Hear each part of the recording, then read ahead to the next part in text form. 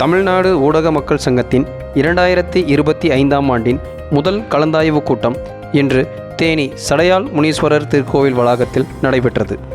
இந்த கூட்டத்தில் மாநில இணைச் செயலாளர் சசிகுமார், மாநில துணைச் செயலாளர் பிரதீப் ஆகியோர் முன்னிலையிலும், மாவட்ட தலைவர் ராஜா, மாவட்ட செயலாளர் பால்ராஜ், மாவட்ட பொருளாளர் ரஞ்சித், மாவட்ட துணைத் தலைவர் பாலகுரு, மாவட்ட இணைச் செயலாளர் மகேந்திர பாண்டி ஆகியோர் முன்னிலையில் புதிய உறுப்பினர்கள் சேர்க்கப்பட்டு புதிய பொறுப்பாளர்களும் பொறுப்பில் இருப்பவர்களுக்கு கூடுதல் பொறுப்புகளும் வழங்கப்பட்டது.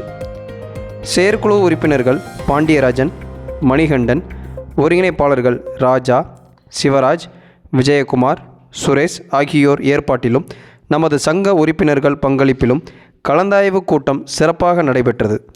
சங்க வளர்ச்சி குறித்து ஆலோசனை, மாத சந்தா, மாவட்ட அலுவலகம் அமைப்பது குறித்தும் ஆலோசனை நடத்தப்பட்டது.